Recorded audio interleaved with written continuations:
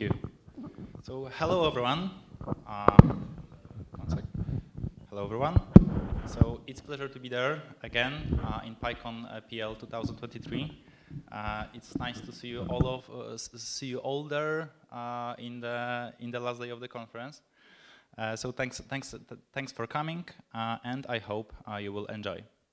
So today we are going to talk about deployments, and we'll start from benefits of zero downtime deployments. I will present a few strategies, how to achieve that. We'll go through best practices. I will try to highlight the challenges.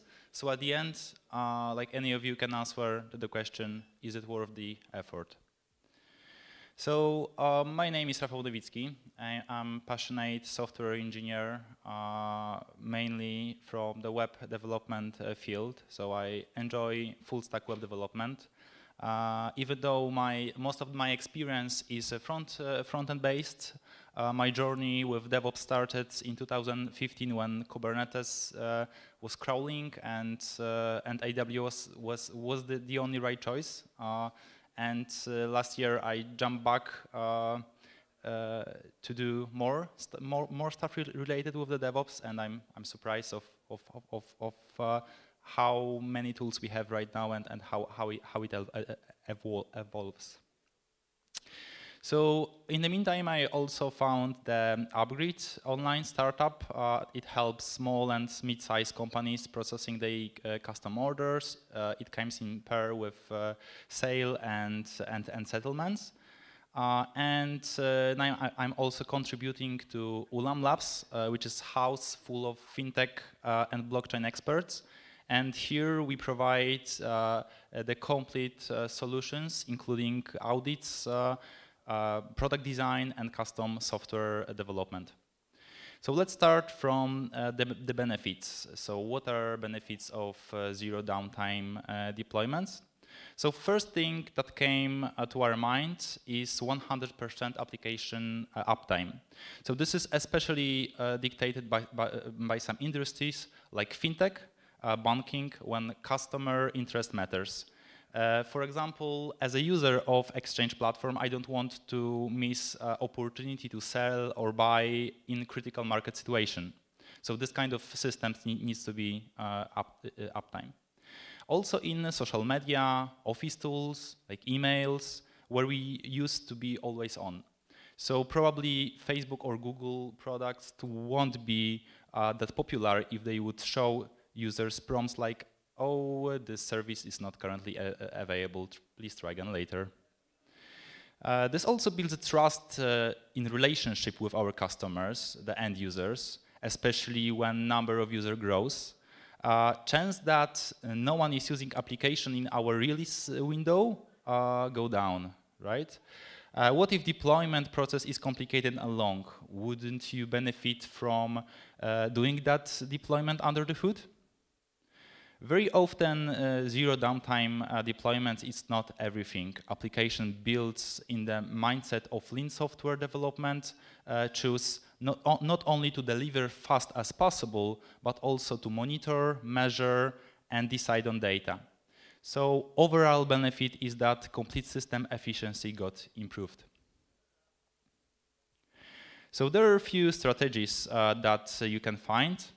And I will elaborate on 3 of them that are the most critical in my point. So starting with blue-green deployments. So this strategy involves maintaining 2 identical production environments, the complete stack, set of servers, set of containers. The blue one, the blue environment, is the current live version, and the green environment on the right side is our new version of the application. So the new version is deployed to the green environment. After it's deployed, it can be tested, and if everything goes fine, there is some traffic that can be switched to the new production instances. So here we can see that this role can take load balancer or CDNs. So once demand is stable, traffic is routed from blue to green, as I mentioned, and if there are some issues, traffic can be switched back to the blue environment quickly, right? So the part about the rolling rollbacks and the monitoring we'll touch in a moment.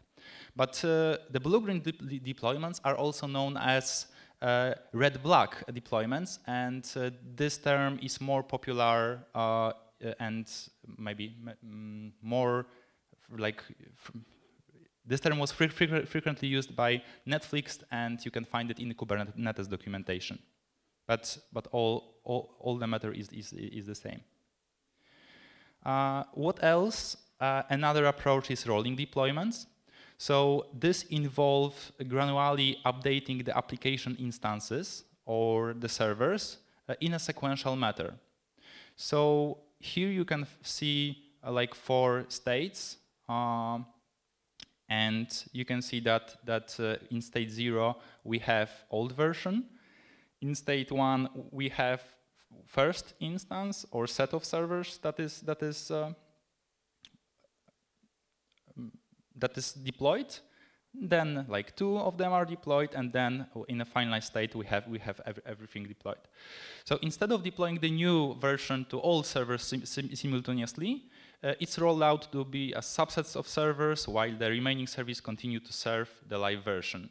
So this approach ensures that the portion of application remains available through the deployment process, reducing the risk of the downtime. Another approach is maybe less common. So, but this one is very useful. So I also wanted to mention about that at this point. So the hot patching is something that involves applying patches or updates to the running application without restarting or stopping it, right? So this technique is useful for small changes or big fixes that can be applied dynamically. So we are looking for the service that don't need to be restarted, so it can serve a new version of the application. So example might be the front-end code that is kept on S3 instances. Yeah. So by leveraging mechanisms such as the dynamic code loading or runtime modification, hot patching enables updates to be applied while the application remains live and accessible to the users. So let's now dive into some best practices. So it's not really the best practices of the technical implementation, but set of practices that makes zero downtime deployment more sense when it's applied together. So this is something that is called canary releases, and this involves deploying new features or updates to small subset of users before rolling them to the entire user base. So here you may distinguish the general population of the users and early adopters, and we have 2 versions of the application. One is the stable version, and another one is release candidate or some just beta version, whatever. Like by gradually increasing the exposure, developers can monitor the new version behavior, collect feedback, and detect any issues before full deployment.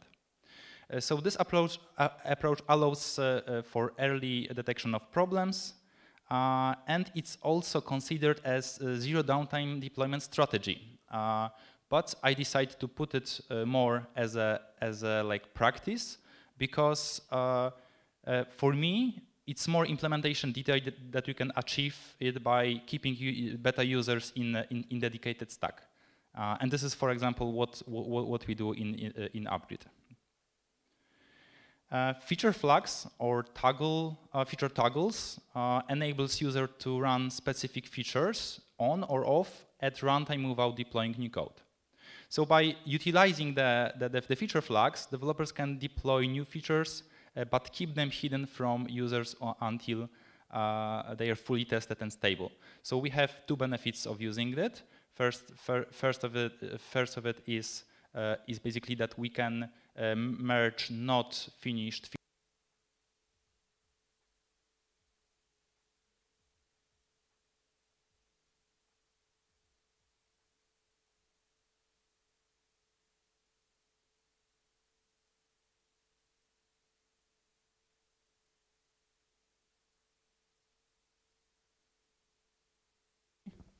Can I use this mic?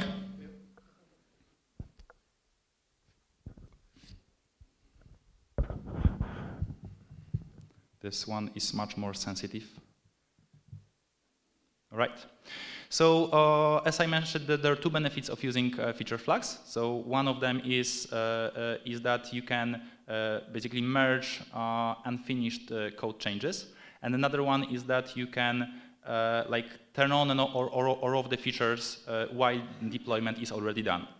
So this is quite safe approach, and gives us granular control over feature releases and allows for easy rollbacks if necessary.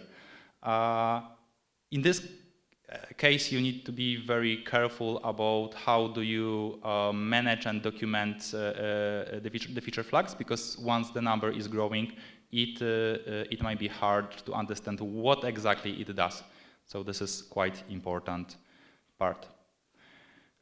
So A/B testing, another practice, is primarily used to review the effectiveness of change and how the market reacts to the change. So it's more known from the e-commerce world. For the lean startups, it more helps with direction, what is the direction of the product, how to develop, how to efficiently develop it. This can be connected with canary releases or feature flags for better experience, and yeah, and the data gathered that is quite important.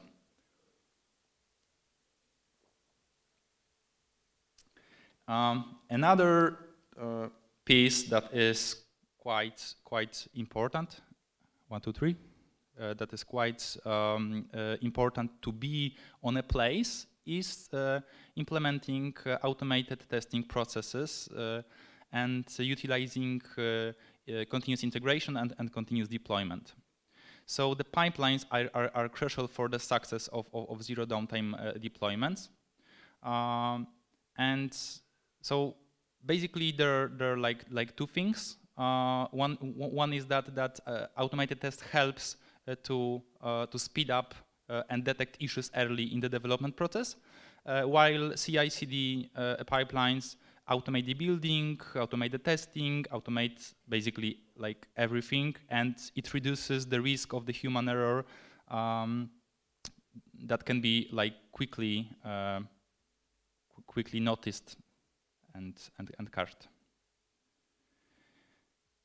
The essential part is to have robust monitoring systems in place during deployments.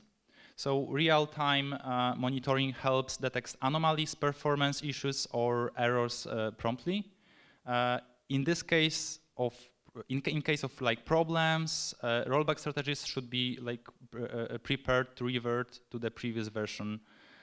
So this is quite important part, not only for the rollbacks, because based on some data we need to decide if the deployment got success or not, if the scope of the functionalities is correct or not, yeah, and another one is just like the business decisions that we can make based on the product, based on the metrics. So zero downtime deployments, it's not something that you get for free, obviously, and there are also some downsides and costs. So since you decide like going that direction, you will always need to take care and ensure and prevent problems that might occur. And the first of the difficulties there is like the orchestration, like the, for example, container orchestration platforms like the Kubernetes provides like features for zero downtime deployments. So these platforms allows you to define deployment strategies and like perform the rollbacks, like scaling and health checks. So you can deploy new versions while maintaining a service like availability. So basically, like starting with platforms like Kubernetes like helps a lot. So in addition, you can like automatically handle like failures, rollbacks. Depends on the teams. Depends on the teams. You might start with Kubernetes or not. But yeah, for this is also another slide. So in comparing like Kubernetes like tool versus like the custom solutions, you need to always remember about the maintaining custom solutions will be pain in the long term.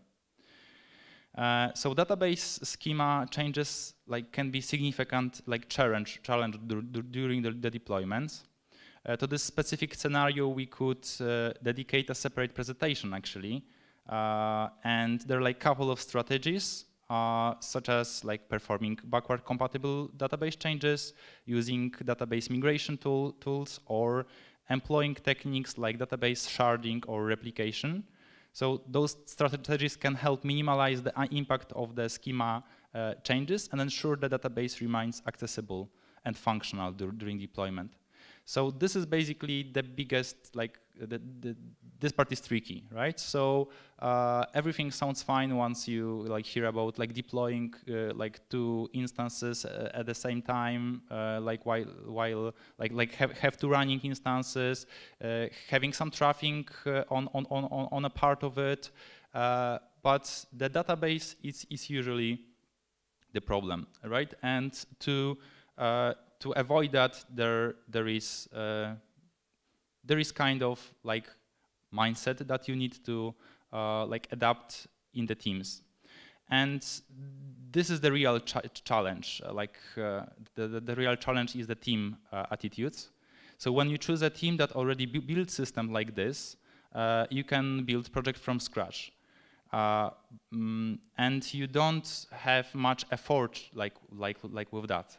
But once you're migrating existing system without making cutting-edge decisions, can make migration from the current state to the new state never-ending story. And I've seen a lot of stories like this. I've seen it works only once, and this case was actually like when we were completely rewriting the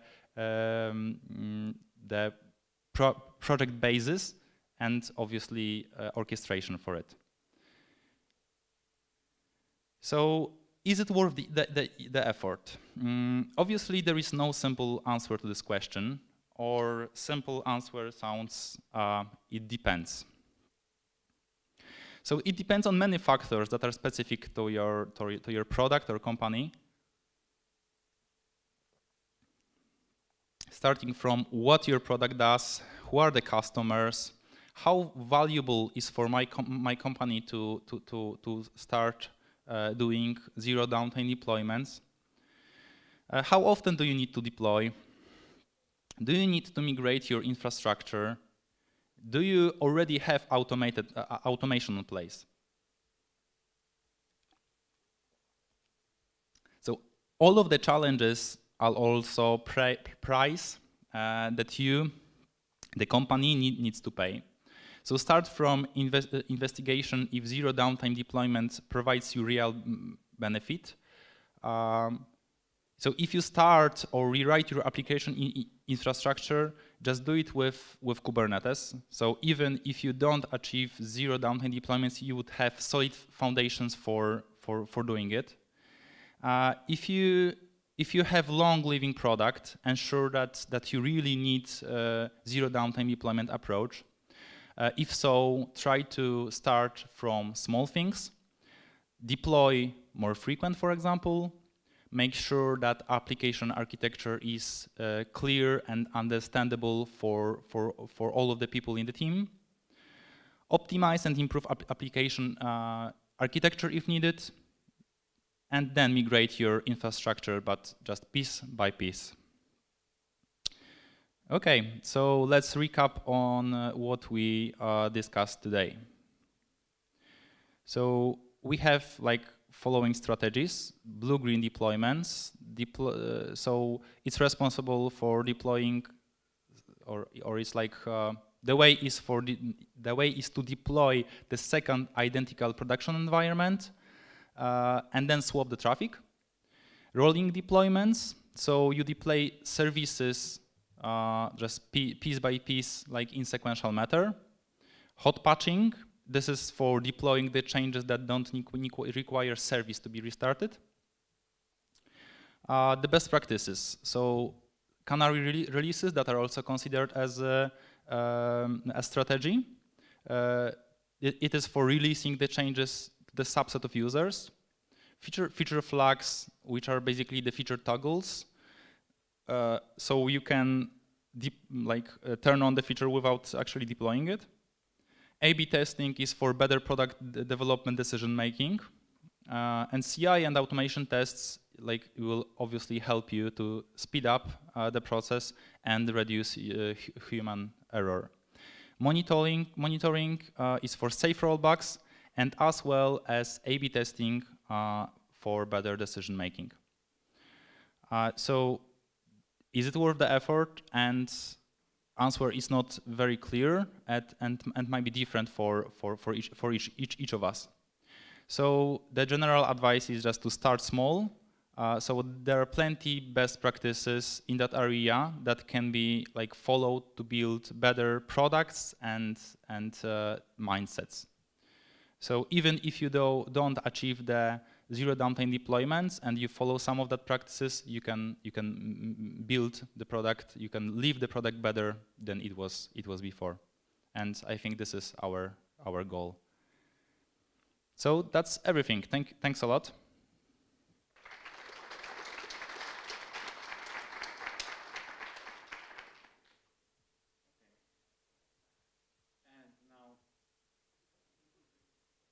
Yeah, because we switched, so I don't know if you want to. So I can read, basically. Would you recommend got feature flags that somehow alter databases, etc.? So basically, the feature flags, the changes that are hidden behind the feature flags needs to be safe for the whole application. So it is partially related with that migration database topic. So all of your deployment it cannot include not backward compatible changes. So for example, if you create a new table, right? You cannot create it and use it at the first place. So for example, we could have some feature flag for new functionality, let's say payments, and you need to create the payment table and all of the related stuff. So for the first time, what you do, you deploy it with a feature off, and once the changes are deployed, migration is completed, and we know that this migration was not used during the deployment by other instance. For example, that green-blue deployments. So at the end, we can turn on the flag, and we have that table on place. Okay, next question. Do you know platforms applications that have zero downtime? Yeah, so these are that examples, at least that I mentioned like at the beginning. So starting from the like fintech industry, when like end user like requires that, when industry requires that, when your competition requires that. And it might be like the example is like any for example in crypto world, any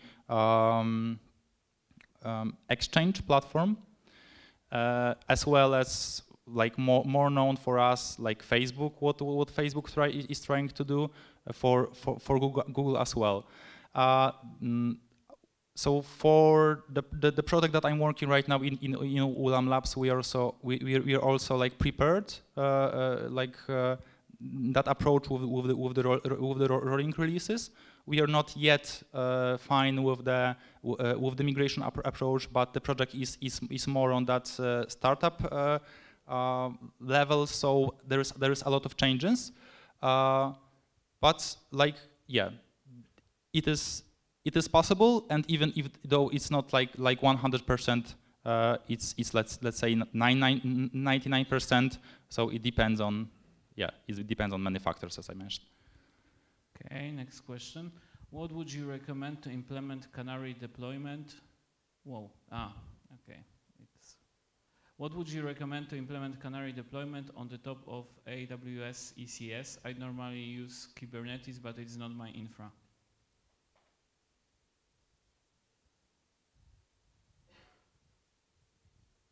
Still thinking.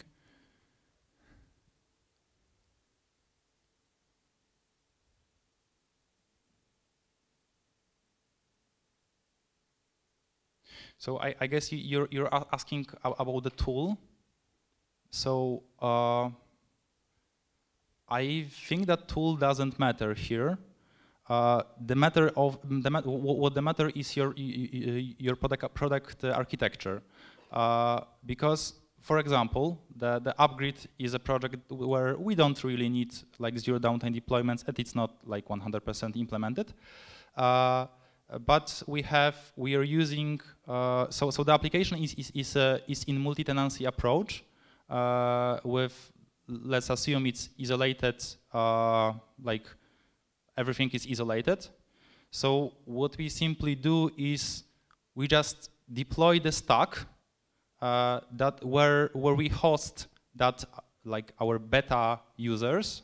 So we host there a couple of companies that knows that there are like early like adapters. They are in the early stage. Like the infrastructure is on Heroku, right? But like even though I was like able to provide the complete stack that is completely independent, that another production stack that is used for other like customers that are maybe we need to be more sensitive about them. So what we do is, for example, we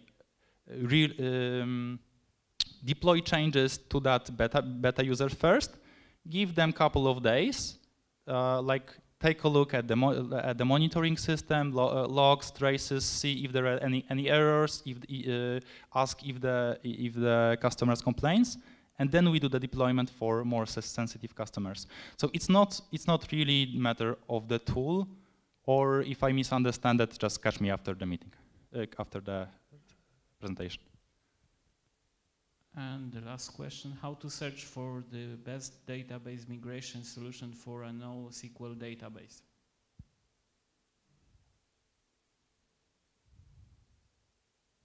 So I have not much experience. I have no experience with NoSQL databases, honestly.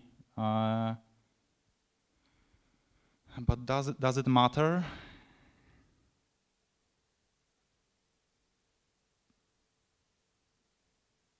I don't think if it's matter. So your migrations still needs to be like safe. So making sure that you in case of the rollback, you don't break the old system, and I think this is the important thing to remember.